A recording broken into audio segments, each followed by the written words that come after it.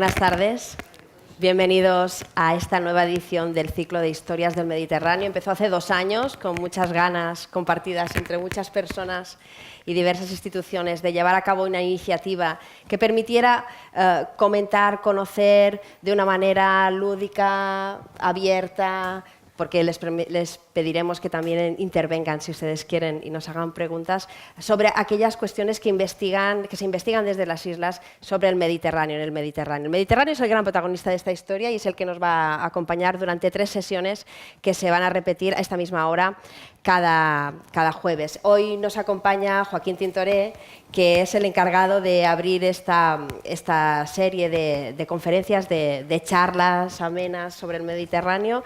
Además, es alguien que ha sido importante a la hora de poner en marcha estos ciclos, estas 2 ediciones, porque él ha creído mucho en ellos y ha querido que hiciéramos este tipo de intervenciones con más público y de una manera más amena y más abierta, porque cree en la divulgación y en la necesidad de contar lo que se hace y que todo el mundo entienda por qué se hace y para qué sirve. Joaquín, bienvenido, buenas tardes. Muchas gracias, Rosa. Podríamos empezar explicando un poco cómo nació la idea de hacer este ciclo. Celebramos esta segunda edición, no sabíamos si llegaría esta segunda edición, pero ya está aquí. No lo sabíamos para nada y realmente esta segunda edición pues nace de mantener realmente pues, el interés y la necesidad en transferir este conocimiento y que la sociedad llegue, permee y podamos realmente todos pues entender mejor qué hacen los científicos, para qué sirve y cómo nos sirve esto realmente a todos para preservar y para conservar el Mediterráneo. Es una iniciativa conjunta, en este caso de la delegación del CSIC en las Islas Baleares y de la obra social La Caixa, sí, que la han hecho posible y que este año además se ha incrementado con una exposición que les recomendamos que si no han visitado visiten. Está en la segunda planta de este mismo edificio y está pensada para todos los públicos. Es una manera muy abierta, muy dinámica de conocer algunas curiosidades sobre el Mediterráneo. Vamos a presentar el mar que nos acompaña hoy, que es un mar que conocemos, estamos inmersos en él prácticamente. Es un mar que empezaremos a ver pronto aquí expuesto a nuestras espaldas, y es un mar que tiene una historia muy larga, Joaquín. ¿Cómo lo podemos presentar? ¿Cómo es el mar Mediterráneo? Bueno, el Mediterráneo, lo primero que es evidente es que es un mar que es casi cerrado, Mediterráneo, revoltat de terra. Y realmente pues, una característica importante del Mediterráneo, ahora saldrá aquí en cuanto podamos, es que por su carácter semicerrado es un mar que está caracterizado por una evaporación muy intensa, de forma que si a través del estrecho de Gibraltar no entrase agua de forma continua, no entrase toda el agua atlántica, el Mediterráneo bajaría de nivel prácticamente 1 metro cada año.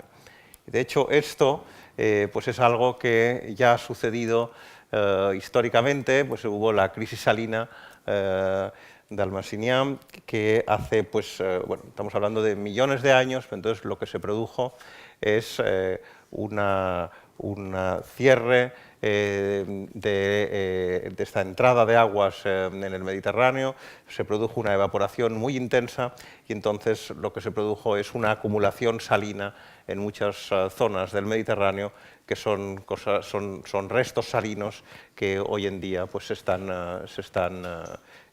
observando y se están analizando. Porque de hecho esta es una imagen, no es esta exactamente, ¿no? Pero un poco esto lo hemos recuperado del ciclo anterior, porque nos gustaba mucho esa idea de contar una parte, alguna curiosidad del Mediterráneo, como por ejemplo que estuvo muy seco durante muchos años y que esa pequeña obertura de la zona del estrecho de Gibraltar hizo en un momento dado que se llenara. Eso también está en la exposición aquí arriba, es uno de los elementos que llama más la atención a los visitantes porque está muy bien recreado. Pero estamos hablando del Mediterráneo, pero el Mediterráneo no está solo.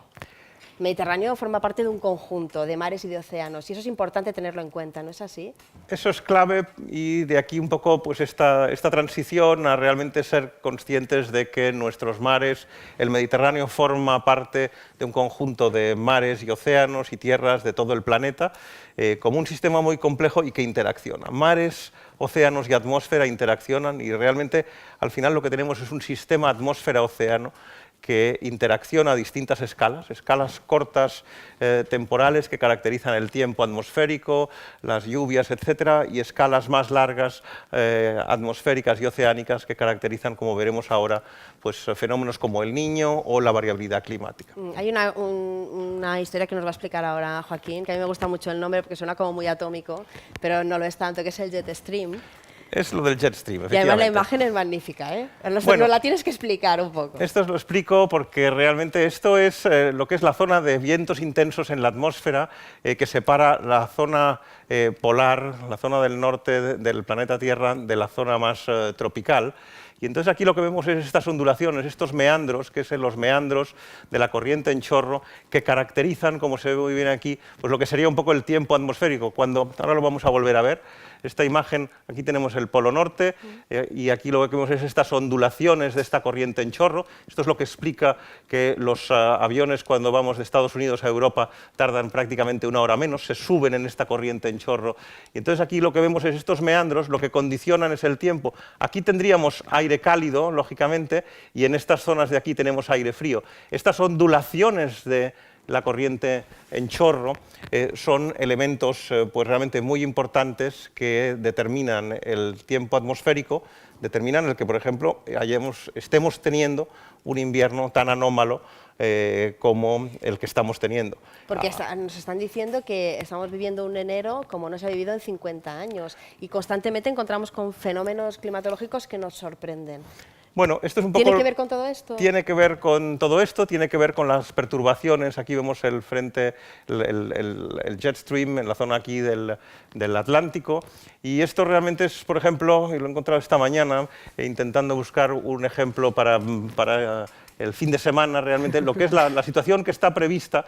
Entonces, realmente aquí lo que vemos es todo el aire frío que veíamos antes, lo vemos que ahora está confinado en la zona más al norte, el aire cálido está ahora mismo aquí al sur, y lo que vemos aquí es cómo todo el aire cálido está aún en toda esta zona, pero el fin de semana estas ondulaciones lo que va a pasar es que el jet stream ya está bajando en latitud. Lo hemos tenido todo este invierno, esta corriente en chorro ha estado en latitudes más bien altas y el anticiclón de las Azores empujando mucho, y es una de las razones por las que hemos tenido este invierno anómalo. Y esto lo hemos tenido tanto nosotros en nuestra zona aquí como en la zona de Nueva York. En Nueva York a mí me contaban que la gente iba por la calle también a 15 y 20 grados, cuando lo normal es que allí hubiesen tenido pues también 0 grados. Entonces realmente es una perturbación, es un cambio general el que ha habido en esta relación entre anticiclones y corriente en chorro. Joaquín, igual la gente se sorprende porque tú eres oceanógrafo y estamos hablando de predicciones climáticas. ¿Está relacionado todo esto? Bueno, es que en el fondo, bueno, yo soy oceanógrafo, pero en el fondo es que lo del sistema atmósfera-océano yo me lo creo. Realmente, claro, hay especialidades, yo soy más oceanógrafo, pero es que muchas veces es muy útil ir a referencias atmosféricas que muchas veces son más cercanas a lo que todos conocemos, porque además como nos afecta directamente en el día a día. El mismo tipo de perturbaciones en la atmósfera, como vemos esta corriente en chorro, estas perturbaciones, existen exactamente igual en el océano, y ahora veremos algunos ejemplos. Entonces, ¿me quieres decir que ahora va a cambiar el tiempo? Ahora va a cambiar el tiempo, por lo que yo he estado viendo. En la semana que viene me parece que empieza de verdad el invierno. Vamos a ver si las predicciones son buenas. Me parece que por aquí hay meteorólogos de verdad con muchos años, o sea que luego a lo mejor en la discusión posterior a lo mejor podemos ver si esto pues, se confirma o no, pero me parece que sí que hay un cambio en la posición de la corriente en chorro, en la intensidad del anticiclón de las Azores y cómo todo esto está evolucionando. Había que hablar de otro tema que también sé que a Joaquín le interesaba mucho tratar en esta charla, y nos va a explicar por qué. ¿Qué es el Niño?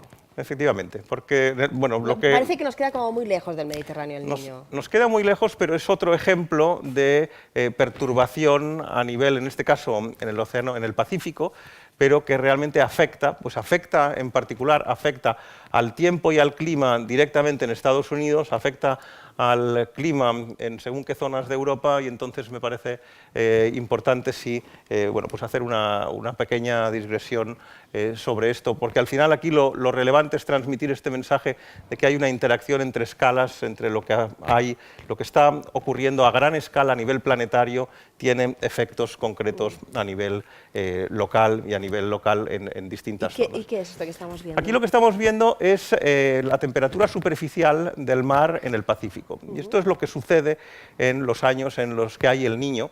El Niño es entonces una perturbación del agua en la zona realmente de Perú y Ecuador. Se llama el Niño porque se inicia en Navidades aproximadamente, y entonces eso viene de allí. No sabía de dónde venía el nombre. Entonces lo que sucede en el Niño es algo muy interesante que está explicado brevemente aquí. En un año normal, lo que sucede en el Pacífico es que los vientos alisios lo que hacen es empujar el agua hacia las zonas de Australia, y aquí tenemos una acumulación de agua cálida, y esto lo que genera, un agua cálida que lo que genera es movimientos ascendentes, no me extenderé, pero unas circulaciones en la atmósfera que vemos aquí representadas. Como consecuencia de este desplazamiento de aguas superficiales de la zona oriental a la zona occidental del Pacífico, aquí este agua superficial se ha desplazado y es reemplazada por agua más fría, este afloramiento de aguas frías, que es lo que da lugar en la zona esta de Perú, Ecuador, a una riqueza pesquera realmente importante, que es un elemento esencial de la economía y de la sociedad en estos países. Los años del Niño lo que sucede es que los alisios se vuelven mucho más débiles. Se vuelven más débiles, con lo cual este agua que tenía que haberse propagado hacia el otro lado del Océano Pacífico se queda aquí. Hay como un tapón de agua caliente en esta zona de aquí, y esto lo que implica es que el agua fría cargada de nutrientes que llegan desde el fondo del océano hasta la superficie no llega, y entonces esto implica que hay un colapso total de las pesquerías. Entonces esto me parece que siempre es un excelente ejemplo de este acoplamiento atmósfera-océano, y de cómo un tema que se inicia como un tema local relacionado con los vientos alisios, estos vientos no consiguen empujar el agua donde toca, y como consecuencia lo que se produce es una disminución y prácticamente entonces una desaparición de este afloramiento, de esta subida de aguas frías, que dan lugar entonces a un colapso de las pesquerías. Entonces es un ejemplo, me parece que bastante claro, de este acoplamiento atmósfera-océano y de estas consecuencias a nivel local en una zona, pero también a nivel planetario. ¿Nosotros notamos el Niño aquí? Nosotros lo notamos en Europa. En Mallorca es de las zonas donde no es nada evidente, pero en Estados Unidos... Esto de momento no ha pasado, ¿eh? Esto no ha pasado, Aquí, pero esto es la tormenta, la depresión, no la tormenta, la depresión Jonás, que es la depresión el blizzard muy fuerte que hubo a finales del 22 de enero pasado, hace 3 semanas, en Nueva York, que hubo pues todos los problemas que salieron en la prensa y demás. Según tanto la NASA como la NOAA y demás, hay una relación clara entre esta situación del Niño y el calentamiento en toda la zona del Pacífico y la modificación de las condiciones del tiempo atmosférico en Estados Unidos. ¿Volvemos al Mediterráneo? Volvamos al Mediterráneo, efectivamente. El Mediterráneo, la clave un poco es que hemos de ser bien conscientes de que este Mediterráneo nuestro es un océano en escala reducida, es un mar donde realmente se producen, aquí tenemos toda una serie de características que son bien conocidas. Lo más relevante es que el Mediterráneo es un océano, es una especie de laboratorio natural.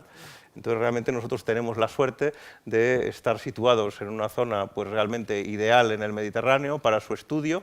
Y este es realmente el compromiso que tanto desde el CSIC como SOCIP como las distintas instituciones pues estamos llevando a cabo. ¿Por qué es extrapolable el estudio que hagamos en el Mediterráneo al funcionamiento de otros océanos y mares? Pues básicamente porque todos los procesos físicos y biogeoquímicos que se dan en todos los océanos se dan igual en el Mediterráneo, con la ventaja añadida en el Mediterráneo de que tenemos unas escalas más reducidas. Entonces se pueden estudiar los mismos procesos, pero con unos unos costes de observación que son bastante más reducidos. La única diferencia que obviamente hay que mencionar es que en el Mediterráneo no hay hielos y por tanto todos los temas relacionados con los hielos y las zonas polares no se pueden estudiar aquí. Es una obviedad, pero hay que decirla. Vamos a ver qué vamos estudiando en el Mediterráneo. Vamos, porque quizás lo más relevante es justamente comentar y hablar sobre lo que es el tiempo oceánico, sobre el movimiento de las corrientes, de estas corrientes en el Mediterráneo, de cómo realmente hay una evolución. Aquí vemos un poco el mapa de corrientes en el Mediterráneo, es una animación por ordenador, y aquí lo que vemos es... Pero corresponde a la realidad, quiero decir, esas corrientes funcionan así en el Esto corresponde a la realidad, efectivamente, y aquí lo que vemos es distintos tipos, intensidad de corrientes y demás, y remolinos de distintos tipos, en este caso remolinos ciclónicos y remolinos anticiclónicos. Esto se va alternando y precisamente por eso aquí le llamamos un poco el tiempo oceánico. De la misma manera que estamos acostumbrados a hablar de que existe un tiempo atmosférico, existe exactamente igual un tiempo oceánico que vemos aquí caracterizado por estos mapas, que de la misma manera que el tiempo atmosférico, bueno, pues nos afecta a todos en nuestras vidas, con frentes, anticiclones, borrascas, buen tiempo, lluvias, etc. En el mar sucede exactamente lo mismo. También hay un tiempo oceánico que condiciona realmente los movimientos verticales, y ya he comentado antes los movimientos verticales en el mar. Si en la atmósfera dan lugar y están asociados a las borrascas, en el mar dan lugar a los afloramientos y a las zonas de riqueza pesquera, porque son las zonas donde hay nutrientes que llegan a la superficie. A mí me da la impresión, Joaquín, no lo sé, es una pregunta desde la ignorancia, que tenemos más información sobre el tiempo atmosférico que sobre el tiempo oceánico. No lo sé, ¿eh? Sin duda sí, también es lógico por la necesidad evidente de las predicciones meteorológicas, pero realmente en los últimos años pues, se ha avanzado mucho sobre la predicción oceanográfica.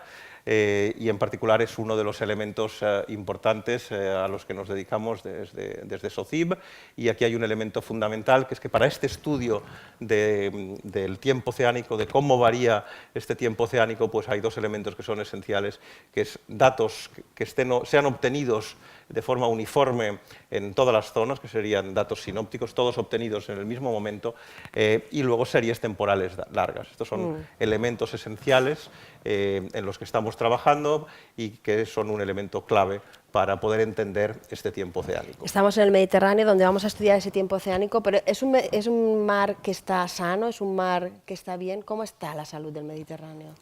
Bueno, pues aquí hemos preparado esta transparencia, y realmente pues esto es una transparencia graciosa sobre las especies más peligrosas en el Mediterráneo.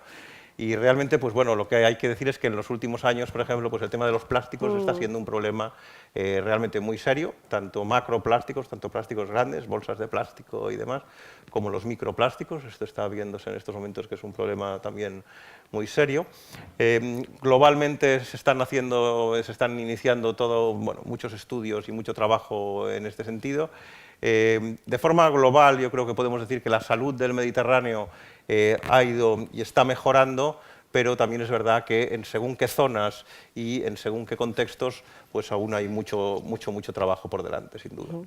Estamos hablando del tiempo oceánico, hemos conocido cosas que nos encontramos dentro del mar, pero el interés por conocer cómo funciona, intentar predecir qué es lo que va a pasar y, por tanto, garantizar que el suministro del producto que vamos a recoger como pescadores o lo que nos va a pasar en una temporada determinada o de otra ha sido importante desde el inicio de los tiempos. Vemos aquí algunas imágenes antiguas que entiendo que corresponden a otras maneras de estudiar el océano que ahora ya no se practican de esta manera. Yo no me imagino a Joaquín Tintoré metiendo la cabeza dentro del agua desde una barca, podría ser. Alguna cosa de estas hemos hecho, no te creas, pero bueno, lo que es verdad es que, bueno, me parecía que lo que es importante también es indicar que somos parte de una historia, de una evolución no estamos aquí realmente pues por casualidad, y entonces, bueno, pues realmente aquí hay elementos pues históricos muy importantes, en particular en este caso relacionados con investigadores del Instituto Español de Oceanografía, de aquí de Palma, y luego esta pues sí es una imagen graciosa que me parecía divertida, sencillamente. Han cambiado mucho las cosas y han cambiado tal vez en poco tiempo, ¿no? Han cambiado mucho, efectivamente, y han cambiado en los últimos, realmente en los últimos 10 años, porque realmente, bueno, cuando yo empecé, realmente, pues en los años 80, realmente la clave de la observación oceanográfica era los grandes buques oceanográficos, el Hespérides en esta foto, el Sarmiento de Gamboa, grandes buques oceanográficos, y la observación en oceanografía pues se planteaba como una observación, pues de alguna manera un poco como las observaciones de los naturalistas del siglo pasado y de hace 2 siglos y demás, pues con una campaña oceanográfica y recorriendo una zona determinada. Esto tiene un problema intrínseco, que es que los datos no son sinópticos, los datos que se obtienen en una campaña no son realmente, no están todos obtenidos en el mismo instante. Eso es un problema que desde la física, desde el estudio de la física del océano, siempre nos obsesionó. Y entonces realmente la transición importante ha sido en los últimos años de la observación centrada en una única plataforma, los buques oceanográficos, a una observación como la que tenemos aquí a la derecha, con sistemas multiplataforma, sistemas todos ellos más pequeños y todos ellos transmitiendo los datos en tiempo real a una central de datos, que en este caso es SOCIB. Explicamos un poco qué es el SOCIB, que es algo que Joaquín tiene bastante por mano. Bueno, SOCIB realmente pues, es el sistema de oceanografía costera de las Islas Baleares, y realmente pues, es este sistema multiplataforma donde conjuntamente con... Cuando hablamos de multiplataforma, ¿qué queremos decir? Queremos decir distintos sistemas de observación marinos. De la misma manera que antes teníamos una única plataforma, el buque oceanográfico, ahora tenemos también un buque oceanográfico, pero que es mucho más pequeño, por tanto más versátil, con un coste muy inferior, etc. Y luego distintos sistemas de observación, como boyas que van desde las boyas Argo, los perfiladores Argo, que van desde la superficie hasta el fondo. Tenemos gliders, que son estos planeadores submarinos como este de aquí, que lo tenemos aquí expuesto, efectivamente. El catamarán, que lo he mencionado, luego se pueden acercar todos ustedes. Tenemos aquí la maqueta del catamarán que hemos traído. Tenemos boyas de deriva, como esta de aquí, que también hemos traído aquí otro ejemplo que está aquí, para que vean la cierta complejidad que tiene el lanzar y el recuperar todos estos equipos. Lanzar y recuperar un glider con buen tiempo pues es muy fácil y hasta apetece en verano, te tiras al agua y es muy agradable. Pero cuando realmente hace mal tiempo y hay fuerza 5, fuerza 6 y hay que recuperarlo como sea porque se está quedando ya sin baterías y demás, pues bueno, tiene una cierta complejidad. Yo quizás aquí lo que también me gusta es la frase esta que me encanta de Marcel Proust, que dice esto de aquí, de que el verdadero viaje de descubrimiento no consiste en buscar nuevos paisajes, sino en tener nuevos ojos. Y realmente me parece clave y se aplica exactamente a lo que es este cambio en la oceanografía, este cambio que de alguna manera hemos sintetizado en esta imagen, que es un poco la imagen general que siempre presentamos de SOCIB, de este sistema multiplataforma, de todos estos distintos sistemas de observación, todos transmitiendo los datos en tiempo real a SOCIB, tanto datos de la superficie del mar como de la parte interior del mar, y también apoyándonos mucho, como también veremos después, en los datos de satélite. Estamos hablando en definitiva que el SOCIB recoge muchísimos datos. ¿Y qué hace luego con todos estos datos? Bueno, la clave realmente está en que estos datos, aquí esta es una animación que ha hecho nuestro grupo de animación y de divulgación de SOCIB. Lo que hacemos es todos estos datos que están reflejados en la parte izquierda de este gráfico, lo que hacemos de alguna manera es procesarlos y utilizarlos para lo que es el desarrollo de los sistemas de predicción. La predicción oceánica se desarrolla exactamente igual que la predicción atmosférica. Lo que hacemos es utilizar una serie de ecuaciones matemáticas y discretizar, que quiere decir que es calcular toda una serie de variables en estos nodos, y el punto clave está en la transmisión de la información entre lo que son los sistemas de observación y los sistemas de predicción. Esta buena relación, esta simbiosis entre observación y predicción es lo que nos permite realmente avanzar en estos momentos y empezar a tener unos sistemas de predicción del tiempo oceánico que empiezan a ser realmente fiables. Y entiendo que podremos poner algunos ejemplos de aplicaciones prácticas de esos conocimientos. Bueno, pues aquí tenemos Me has algunos... traído alguno, espero. Aquí tenemos, como por casualidad, algunos ejemplos. Lo esencial es que todo esto está integrado en un centro de datos, efectivamente, donde el compromiso es que todo lo que entra sale, todos los datos que entran en SOCIP, lo importante es que están accesibles a través de la web de SOCIP y a través de apps que también tenemos para iPhone y para Android. La visualización de los datos está garantizada y el acceso a los datos también. ¿Y todo esto para qué? Bueno, pues por ejemplo, y es un recorrido rápido y que no es exhaustivo, pero por ejemplo hemos desarrollado sistemas de monitorización de playas a través de cámaras que lo que nos permiten es detectar las zonas donde rompe el oleaje, esto lo tenemos aquí en una de las playas, y donde existe una rotura de esta barra, esta es la barra que se produce como consecuencia ¿Eso es la misma playa? Esto es la misma playa y esto lo que vemos aquí es las condiciones iniciales y luego al cabo del tiempo se produce una rotura, como se ve aquí bastante bien, de esta barra y entonces en estas roturas es donde se produce, la entrada se produce por aquí y la salida de la corriente se produce por aquí. Aquí tenemos un poco el esquema, en la rotura de la barra exterior es donde se produce la corriente de retorno, que es la corriente que genera problemas a la hora de bañarse y que si algún día nos encontramos en una situación de este tipo, lo que hay que hacer es escaparse, como pone en este póster, hacia los laterales, no intentar, no pretender ir en contra de la corriente porque no lo conseguiríamos, esto es más rápido que un nadador olímpico, por tanto lo que hay que hacer es irse hacia los lados y tranquilamente volver entonces. ¿Y qué se hace con esta información, por ejemplo? Con esta información, todo el grupo de SOCIP, que está liderado por Alejandro Orfila y por Luis Gómez, pues lo que estamos es colaborando con la Dirección General de Emergencias y con los socorristas en las playas para poder transmitir esta información y debemos vigilar con más atención aquellas zonas más complicadas. Efectivamente.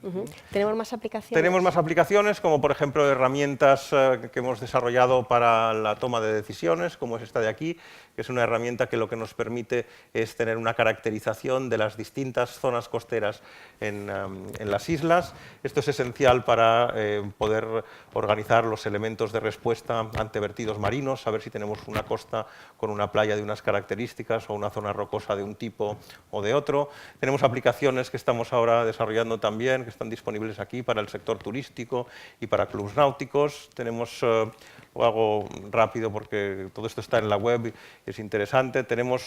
Empezamos a trabajar hace muchos años en el tema de risagas. Las risagas también se conocen como meteotsunamis, las risagas de Ciudadela. Hemos seguido trabajando bastante en esto y en estos momentos tenemos un sistema preoperacional que estamos colaborando con AEMET, con quien hemos firmado, la Agencia Española de Meteorología, con quien hemos firmado recientemente un convenio para pues intercambiar la información y avanzar en las capacidades de predicción. En estos momentos hay un sistema de predicción de risagas que es por parte de AEMET, histórico y muy importante, que es esencialmente cualitativo, da una serie de elementos y lo que queremos es conjuntamente ser capaces de avanzar en una predicción un poco más cuantitativa a medio y largo plazo. ¿Y hasta qué punto, Joaquín, hay esa buena coordinación entre instituciones, investigadores, colectivos que trabajan en un mismo ámbito, como en este caso? Vosotros manejáis un montón de datos, recogéis un montón de información, la ponéis a disposición, pero ¿hasta qué punto todo eso está coordinado con la gente que también le podría dar esa utilidad? Bueno, si tengo que decir la verdad, realmente es una pregunta muy difícil. Yo creo que realmente este país, yo creo que no debemos tener en nuestro ADN esto de la coordinación, porque realmente cuesta mucho. Pero déjame que diga, por ejemplo, este caso de la tuñina vermella, del atún rojo, es un ejemplo de coordinación realmente muy buena y muy sólida, además. O sea que en otros no diría lo mismo, pero en este caso ha sido casualidad. ¿Cómo es? Eso sí que ha sido mucha casualidad. Pero ¿cómo es cómo podrías explicar ese ejemplo de coordinación? Bueno, pues en este caso yo creo que es un caso realmente muy claro. Hay una tradición histórica por parte del Instituto Español de Oceanografía, por parte de investigadores de aquí, liderados en particular por Chisco Alemany y Patricia Reglero, y Diego Álvarez, que está aquí mencionado. Llevan pues, más de 20 años de trabajo muy sólido en este tema del atún rojo. Un elemento muy importante que no se sabe y que es realmente clave es que en la zona aquí sur de Baleares, al sur de Menorca y Mallorca, esta es una de las 3 zonas de puesta a nivel mundial del atún rojo. Entonces, bueno, pues aquí la pregunta clave es ¿por qué? ¿Por qué sucede esto? En el fondo no lo sabemos, tenemos algunas ideas, estamos trabajando en ello, pero aquí lo relevante entonces es que pues, si estos investigadores se dirigieron, empezamos en los inicios de SOCIB, tanto investigadores del IEO como del IMEDEA, como de SOCIB, conjuntamente con colegas de Estados Unidos, empezamos a trabajar juntos y en estos momentos bueno, pues tenemos toda una serie de trabajos en marcha que relacionan precisamente lo que hemos visto antes, este tiempo oceánico, esta variabilidad de las corrientes, estos frentes y anticiclones y borrascas y cómo están relacionados con estas zonas de puesta. Entonces esto sería realmente un buen ejemplo de coordinación entre las instituciones. ¿Y tiene que ver este ejemplo con el de las tortugas también? Bueno, tiene que ver porque efectivamente el siguiente ejemplo interesante en el que estamos trabajando con Ricardo Sagarminaga y David Marc, etcétera, pues es un poco en todo el tema de las tortugas, de cuáles son sus trayectorias. Esto, por ejemplo, son trayectorias de tortugas en los últimos 15 años y como por casualidad, pues realmente aquí lo que se ve es que pues, al norte de Baleares no suben. Bueno, no tenemos ni idea de por qué pasa esto. Bueno, pues parece relevante y estamos intentando entenderlo en el marco de un proyecto nuevo, el proyecto Oasis, con estos investigadores. Aquí tenemos nuestro amigo el glider, que es un elemento que identifica bastante el trabajo del SOCIB, que además tenemos aquí una muestra de cómo funciona y es uno de los elementos que muestran y que hemos querido traer aquí también y darle ese papel preponderante, cómo funcionan estos instrumentos que permiten recoger todos estos datos y hacer las predicciones. Bueno, los gliders son un elemento clave, van desde la superficie hasta 1000 metros de profundidad y van transmitiendo, cada vez que llegan a la superficie transmiten los datos, como vemos aquí, por GPS o Iridium, y esto lo que nos permite, como ya comentaba antes, es avanzar en la predicción. ¿Y va a esa velocidad? No, va mucho más lento, esto sería casi un torpedo, pero sí, pero vamos. Tenemos otro elemento que lo hemos comentado antes, aquí lo vemos más grande porque al fin y al cabo aquí, aunque es una maqueta bastante grande, hay que decirlo, no permite que nos acerquemos, bueno, se pueden acercar después a mirarla de cerca, pero es una reproducción de cómo funciona, que hemos dicho antes que estos barcos ahora ya son más pequeños, no necesitamos aquellos grandes barcos oceánicos. Bueno, realmente yo creo que la clave un poco es el planteamiento de este multiplataforma, lo que ha aportado yo creo SOCIB a la observación y a esta nueva forma de observar la oceanografía y los océanos es este planteamiento multiplataforma y entonces realmente, sobre todo en una zona como las Islas Baleares, que tenemos más de 1200 kilómetros de costa, pues realmente con barcos de este tipo pensamos que es realmente lo óptimo. El catamarán tiene unas características que lo hacen único, con una eslora reducida, menos de 24 metros, es un catamarán pues, muy óptimo para desplazarse rápidamente si hay una emergencia en cualquiera de las otras islas y al mismo tiempo es un catamarán que es un barco que mantiene unos costes de operación pues muy razonables. ¿Qué tipo de datos recoge un catamarán como este? Bueno, pues a través de estas grúas que tenemos en la zona de popa podemos recoger todo tipo de datos físicos y biogeoquímicos con sondas, temperatura, salinidad, oxígeno, fluorescencia, tenemos capacidad a través de filtraje de obtener todo tipo también de datos, también por ejemplo en estos momentos estudios de microplásticos, hay todo tipo de sondas también en el catamarán que permiten conocer tanto la profundidad como también las corrientes a distintas profundidades, etcétera, etcétera. Estamos hablando además de algo que queríamos comentar y una de las características que marcan el trabajo del SOCIB y que también tienen que ver mucho con la filosofía de este ciclo, la idea de estar abiertos y de que todo el mundo con un clic pueda obtener información, desde el investigador que busca una información muchísimo más compleja a esa persona que tiene curiosidad por ver información de una playa o simplemente curiosear dentro de la cantidad de datos que maneja el SOCIP. Esta es la idea, ¿no? Poder pasear y recogerlo. Totalmente, totalmente. De hecho, a través de la web de SOCIP pues, se puede entrar y acceder a cada una de estas plataformas y ver realmente en cada momento pues, los datos que hay en cada uno de los sitios y a disposición, efectivamente. Y aquí eso que también parece como muy en la línea de lo de hoy, que estamos con las ondas gravitacionales y hablamos de todas estas cosas del espacio y tal, nos estamos viendo esto que parece el anuncio de una película, pero que en realidad estamos hablando de un satélite, porque también se utiliza la información de los satélites. Se utiliza mucho la utilización de satélites. Este póster es muy reciente porque este póster se ha hecho para este último mes, donde ha habido el lanzamiento de un satélite nuevo, el Jason 3. Es un satélite de observación de la Tierra y a través de estos satélites lo que podemos obtener es datos de distinto tipo también de la superficie del mar, datos que integramos con los datos que obtenemos en profundidad y que nos permiten entonces avanzar, como decíamos antes. Me sorprende un poco, ¿no?, que tomemos datos del mar desde un satélite. Bueno, el satélite tiene la grandísima ventaja de que al estar lejos nos permite realmente obtener unos datos que entonces cubren una zona amplia en un tiempo mucho más reducido. Por tanto, nos aseguran unos datos que son mucho más sinópticos que los datos que obtenemos in situ. Y una vez más aquí el elemento clave, el elemento esencial es el interés y la necesidad de conjuntar todos estos datos. Porque el SOCIP tiene satélites. El SOCIP no tiene satélites, los lanza pero como gliders, no. El SOCIP lo que tiene es lo que nosotros estamos es en el marco de distintos proyectos internacionales, colaboramos con distintas agencias internacionales como la NOAA en Estados Unidos, como el CNES en Francia, etcétera, y entonces hay un acceso internacional a este tipo de datos que se pueden utilizar para todos estos elementos de estudio oceanográfico y meteorológico también. Porque hablábamos antes del Mediterráneo como un pequeño laboratorio en miniatura que nos permite ver fenómenos de una manera concentrada en un espacio muy concreto, por tanto nos permite movernos bien, recogerlos con una cierta comodidad. Entiendo que a nosotros nos interesa, porque vivimos en el Mediterráneo, pero en otros lugares también, y a través de esos proyectos europeos, recoger esos datos y utilizarlos, también les serán útiles. Claro, hay una simbiosis continua y en el mundo de la investigación, pues bueno, igual que en el Mediterráneo, pues realmente en los océanos no hay fronteras, pues a nivel de la investigación hay una interacción continuada entre los grupos, intercambiamos los datos están disponibles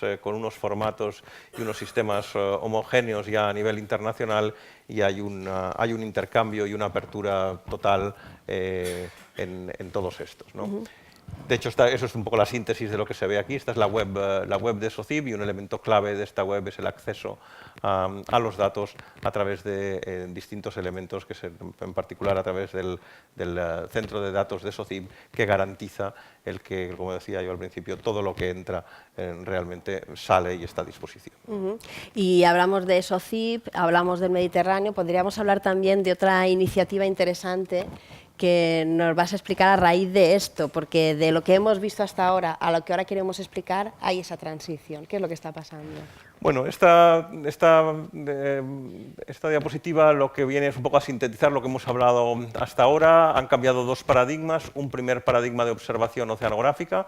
Hemos pasado de observación con grandes buques a sistemas multiplataforma y otro cambio de paradigma en cuanto al acceso a los datos. Históricamente los datos no estaban disponibles, más que al cabo de mucho tiempo y solo para los grupos relacionados con las campañas oceanográficas, y hoy en día los datos están disponibles prácticamente en tiempo real. Entonces, porque nosotros podemos entrar en la web del SOCIP, por ejemplo, y ver lo que marca una boya en este momento en un punto concreto del Mediterráneo. Sí, sin duda, sí.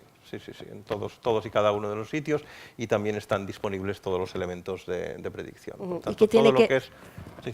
dime, Joaquín. Todo lo que es observación y predicción está disponible, y entonces realmente lo que nos hemos comprometido a partir de ahora es un poco con este punto de aquí, que es el intentar avanzar con una ciencia con y para la sociedad. Una ciencia que, como estaba financiada esencialmente con dinero público, pues no puede más que ser de alta calidad y de excelencia, pero esto realmente en estos momentos pensamos que no basta, que hay que hacer un paso más, un paso adelante, en una ciencia, pues como está aquí puesto, con y para la sociedad. Bueno, entonces vamos a presentar eso que nos hace mucha ilusión, porque es una de las novedades de este año y es el Mediterráneo a un clic. ¿Qué es MedClick? Bueno, MedClick es precisamente este compromiso, este intento esta ilusión de realmente acercar esta investigación científica a toda la sociedad a través de un nuevo programa que hemos empezado con la obra social La Caixa, un programa que tiene dos grandes ejes, un eje de investigación y un eje de divulgación, que es el que presentamos realmente hoy aquí. Pues vamos a conocerlo un poco. Bueno, esto sencillamente es una animación para traer aquí un poco este tiempo oceánico, cómo varía, por ejemplo, en un mes el régimen de corrientes, en este caso de temperatura o de salinidad aquí en el mar Balear. Y aquí este es un caso reciente también de animación de la temperatura superficial en el Mediterráneo en el año 2013. Aquí vemos la evolución en temperatura. Y aquí lo que vemos es la entrada esta que yo comentaba al principio, de la entrada de aguas atlánticas, donde se ve cómo va entrando el agua atlántica, cómo forma diariamente distintos tipos de remolinos y de filamentos, que es todo lo que estábamos hablando antes que condiciona este tiempo oceánico. Aquí vemos cómo día a día pues, hay una evolución continua y tanto si tenemos un vertido, un problema con un naufragio o lo que sea, pues lo esencial es ser capaces de identificar estos remolinos, cuál es su posición y cuál es su variabilidad, tanto en el espacio como en el tiempo. Es la manera de saber dónde más probablemente se concentrará ese vertido, hacia dónde se moverá, o si una persona ha caído al mar, dónde probablemente puede estar. Exactamente, así, lo mismo con lo que hablábamos antes del atún rojo, las zonas de puesta del atún rojo están relacionadas con estas zonas de acumulación, lo mismo que hablábamos con las tortugas, los plásticos que también han salido, pues realmente analizando estas zonas de convergencia hacia dónde están convergiendo las corrientes marinas, somos capaces entonces de determinar las trayectorias de los plásticos y establecer también entonces estrategias de mitigación. Estamos en MedClick, hemos entrado. Vamos a explicarlo. ¿Qué va a encontrar la gente en MedClick? Bueno, esta es la web de MedClick y en MedClick lo que tenemos es una explicación de, por un lado, los distintos datos, todos los datos que tenemos disponibles, datos reales a un clic, están disponibles y se pueden ver, y por otro lado tenemos una explicación bastante interesante con distintos tipos de infografías y animaciones de, por ejemplo, el funcionamiento de los gliders. Pero tenemos también materiales multimedia de distinto tipo. Aquí tenemos otra vez el glider, este hasta va más deprisa que el de Como antes, un cohete. pero no, realmente parecen súper torpedos, pero no es la manera de visualizarlo así rápido. En el fondo es muy lento, un glider va realmente a medio nudo, un poco menos de medio nudo, va suave, lógicamente no tiene propulsión, un glider, un elemento clave que luego podemos ver es que no tiene hélice y solo se mueve por cambios en la flotabilidad. Entonces lo relevante es que tenemos distintos tipos de materiales multimedia como juegos interactivos, vídeos, infografías, galerías de imágenes de distinto tipo que realmente creo que han quedado pues, realmente muy atractivas y muy interesantes. También tenemos aplicaciones interactivas que hemos desarrollado como esta de aquí, que es la que está además disponible arriba en la exposición del Mediterráneo, que es una aplicación interactiva para que los visitantes puedan pues, ver cómo gestionarían ellos una emergencia, ya sea una emergencia a nivel justamente del rescate de un náufrago o una emergencia a nivel de una. Es un poco de un vertido. estresante, esta actividad es un poco estresante de la exposición, porque en la actividad, justo antes de bajar, he estado dando otra vuelta y había unos padres con unos niños y claro, el ejemplo que les salía era dos personas adultas y dos pequeños que se han caído en medio del océano llamando la baliza. Un momento un poquito de estrés, pero realmente pone en situación a las personas que visitan esta exposición sobre lo que pasa y también cómo se usan todas estas informaciones, porque entiendo que Salvamento Marítimo también hace un buen uso de estas informaciones. Bueno, claro, tenemos una colaboración estrecha con Salvamento Marítimo y también con el Servicio Aéreo de Rescate, el Escuadrón 801 desde hace muchos años aquí en Palma, y bueno, es que las emergencias efectivamente estresantes, que son muy estresantes. Entonces, realmente yo creo que lo que es interesante y lo que realmente pues está siendo, bueno, pues yo creo que realmente muy positivo a lo largo de los años es que al final pues esta ciencia está contribuyendo con elementos concretos que son útiles para ellos y que, bueno, pues en particular pues pueden disminuir en este caso pues los tiempos de búsqueda de posibles náufragos y en particular en los temas de vertidos marinos, pues también el sistema que desarrollamos pues en su momento cuando hubo el vertido del Don Pedro en Ibiza. Pues ya fue de aplicación. Por tanto, bueno, pues ya es un poco una trayectoria en esta ciencia por y para la sociedad, pero realmente ahora, a través de MedClick, lo que queremos es que esto, y a un clic, esté disponible realmente para todos los ciudadanos. Pero MedClick no se limita a la web, también tiene otras actividades. Bueno, no se limita a la web, hay toda una parte educativa importante para toda la comunidad educativa con material de divulgación científica que está adaptado en este caso para trabajar en el aula y tenemos todos unos elementos importantes de Follow the Glider. Las misiones de gliders que tenemos se pueden seguir sin ningún problema a través de la web. Tenemos unidades didácticas de distintos tipos y tenemos visitas al barco oceanográfico que estamos organizando, ahora veremos otra, conferencias y talleres en el aula, tenemos...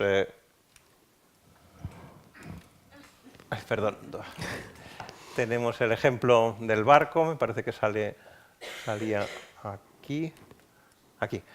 Jornadas de puertas abiertas con el catamarán SOCIP, que ya empezamos el año pasado y que este año vamos a volver a hacer y que MedClick pues, nos proporciona pues, toda la capacidad logística para hacer esto. Y finalmente visitas pues realmente muy interesantes y muy gratificantes a los laboratorios de SOCIP en el IMEDEA.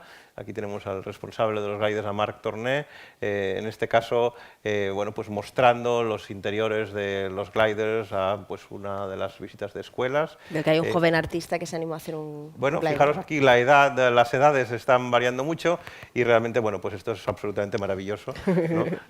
Bueno, pues como uno de estos niños vio el glider y, bueno, pues realmente muy contentos de esta oportunidad, muy contentos de esta capacidad, de esta ciencia bueno, que ya digo, no puede dejar de ser de excelencia, pero de intentar que esta ciencia pues también permee, llegue a la sociedad, nos permita realmente pues, concienciar bueno, tanto a niños, también nos gusta concienciar a mayores, sin duda, si tienen responsabilidades de distinto tipo, pues incluso mejor, porque realmente un elemento clave es avanzar en la concienciación para estar seguros de que tenemos una mejora en la preservación y en la conservación del Mediterráneo. Que, por cierto, aprovechemos para decir que este concurso está abierto y que tienen todavía tiempo, tanto desde casa como desde las escuelas, para participar en él y tener la oportunidad de participar en una pequeña campaña oceanográfica, para decirlo de alguna manera. Forma parte de diferentes iniciativas. Pueden recogerlo a la salida, ya lo verán que tienen ese folleto con esta información y también con la exposición. Pero no me gustaría acabar este tiempo sin comentarte algo, porque, Joaquín, tú estás muy convencido del tema de la divulgación. MedClick es un ejemplo, el trabajo que se hace en el SOCIP es otro de esos ejemplos claros, pero la comunidad científica no lo tiene tan claro en algunas ocasiones. Hay investigadores que piensan que su trabajo es investigar y solo investigar, y que hay que dedicar tiempo a la difusión, a la divulgación entre público no conocedor de una materia, entre público general, es una pérdida de tiempo, porque ellos se han formado, se han preparado para hacer un trabajo muy específico. ¿Por qué invertir ese tiempo que indudablemente hay detrás de todo este trabajo? Hay mucho tiempo, hay muchas horas invertidas, que a lo mejor no se dedican a investigar, se dedican a divulgar. ¿Por qué? Bueno, realmente yo creo que también todos son etapas, o sea, que realmente yo creo que, al menos en lo que es mi trayectoria personal, una vez de alguna manera conseguida la excelencia, realmente te planteas hasta qué punto realmente pues tiene sentido seguir con esto, que realmente la respuesta es sí, hay que seguir con esto, pero también hay días o un momento dado, y realmente fue casualidad, porque en el fondo fue relacionado con los temporales que hubo en el año 2001, que empezamos aquí a hacer trabajo pues, más relacionado con los sistemas de playas y demás, o sea, problemas concretos que había en la sociedad, que vimos que teníamos capacidad para responder y que entonces allí pues sí, nos podíamos haber quedado pues, bueno, como ermitaño arriba de la montaña, haciendo nuestra excelencia y cerrando las puertas. Y allí fue una decisión de todo el grupo a nivel del IMEDEA y en estos momentos es lo que ha devenido en ser SOCIB en estos momentos, en esta capacidad para trasladar esta ciencia por y para la sociedad. Es verdad que el sistema, en particular el sistema español, pues realmente no favorece esta buena simbiosis entre una investigación de excelencia y una capacidad de respuesta a la sociedad, pero realmente yo creo que en particular en nuestro país y aquí en Baleares es un elemento esencial. Nos guste o no, este país no es ni el Reino Unido ni Francia, no tenemos una tradición científica pues, de Newton o Descartes, etcétera, de muchos siglos, y entonces hay un elemento clave de cultura científica que tenemos que intentar abordar entre todos, y desde luego los primeros tenemos que ser los científicos. O sea, porque conocer es querer, tal vez. Lo digo porque si evitaríamos a lo mejor no lanzar tantos plásticos o haríamos o cambiaremos algunas conductas si sabemos los resultados y vemos las consecuencias. Yo creo que hay un elemento clave, efectivamente, sí, de cultura científica en todos los sentidos, de que esta divulgación llegue, de concienciar realmente a todo el mundo. Y en esto también pues, bueno, hay varias iniciativas que estamos ahora barajando de ciencia ciudadana y demás, que estamos viendo a ver de qué manera pues, podemos entroncar bien estos elementos sociales y estos elementos científicos para seguir dando pasos adelante. No sé si querías añadir algo más porque yo ya... No, ya está. Yo creo que realmente el reto realmente clave, yo creo, para la próxima década es realmente conseguir esta simbiosis, esta interacción entre una ciencia de excelencia, pero al mismo tiempo también una ciencia con y para la sociedad. Si te parece, Joaquín, podemos abrir un poco la intervención del público. No sé si habrá alguien atrevido que quiera hacer alguna pregunta, porque es este momento horroroso en que se encienden las luces y pedimos a ver si alguien quiere preguntar algo. De momento la luz no se ha encendido, pero estamos en ello. Entonces, no vemos nada, absolutamente. Pero si hay alguien de entre el público que quisiera hacer alguna pregunta a Joaquín Tintoré, entiendo que habrá alguien, porque tampoco lo veo, con un micrófono y se podrá hacer. Estamos sufriendo un poco ahora, pero no pasa nada. Como si nada, como si nada. Como si nada. Hay ahí una pregunta, hay un atrevido. Muy bien. Espera un momento que llegue el micro y así te oiremos todos. Un momento. Llega, todo llega. Sí. Claro, si fuese una animación de estas del SOCIP, sería como el glider, iría como el rayo esto. Bueno, el tema es que quería preguntarte sobre el tema del santuario que se quería hacer en la parte norte de Mallorca, sobre el tema del atún rojo. Y más que nada por saber si, como has dicho, que se suele criar en la parte sur, y a ver a qué se refieren con el santuario que se quería hacer en el norte de Pollensa. Bueno, a ver, la zona de puesta del atún rojo es variable, pero está un poco en toda esta zona, lo que sería el sur de Menorca, norte de Mallorca, pero a veces también está pues, en la zona más este y central de Mallorca y demás. O sea que realmente, justamente, un poco con la animación que has visto del año 2013, por ejemplo, pues tú ves que, bueno, en unos meses puede haber una acumulación en una zona, otros en otra. Un año estará más bien pues, al norte, justo al sur de Menorca, y otros años estará un poco más pues, al nordeste de Mallorca, más en la zona pues,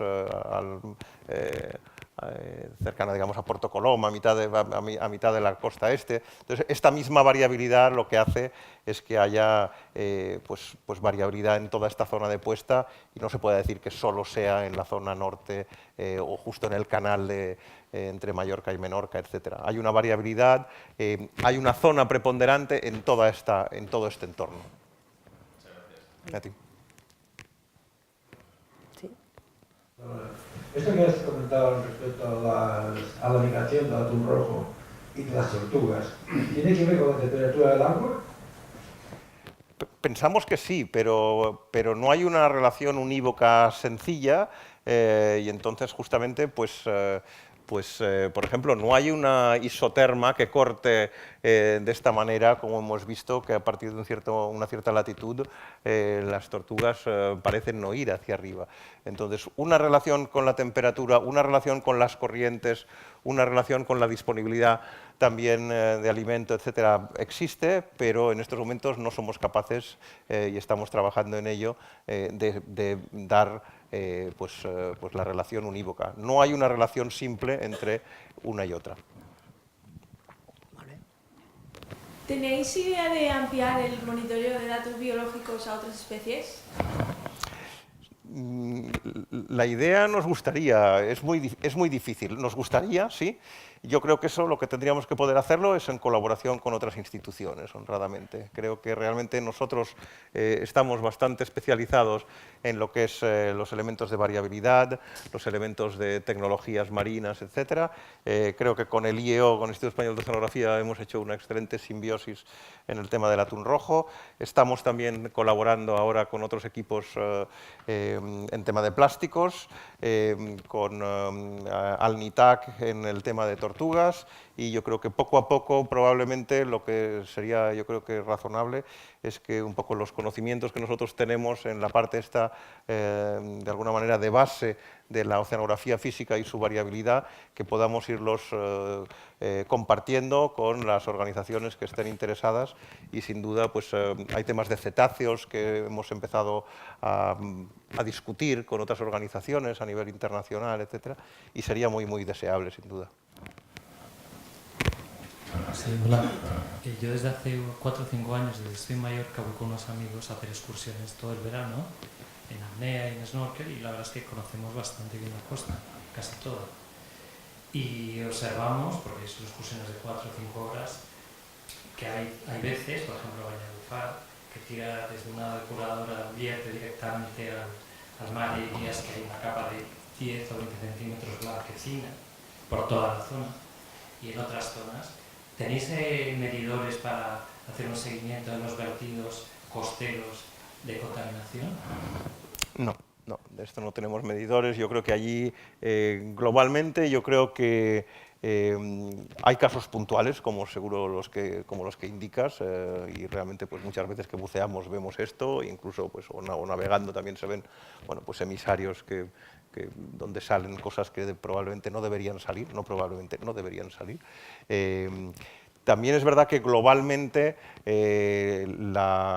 por ejemplo, la entrada en funcionamiento, la puesta en funcionamiento de todo el sistema de depuradoras, que ha venido obligado realmente por la Directiva Marco del Agua, la nueva Directiva de Estrategias Marinas, etc. Esta serie de legislaciones europeas están siendo realmente muy positivas, y globalmente hay una mejora clara en los últimos 15-20 años en la calidad del agua del Mediterráneo. Es verdad que hay casos puntuales como los que tú dices, que yo creo que realmente pues bueno, lo que hay que intentar es atacar, un poco como lo que hablábamos de los plásticos antes, etcétera, pues los problemas en su origen, y ver qué pasa con tal depuradora o con tal zona o tal playa donde haya algún problema. Hay que ir al origen. Una vez ya tenemos los plásticos o los vertidos o lo que sea en el mar, ahí entonces el problema se vuelve mucho más importante, claro.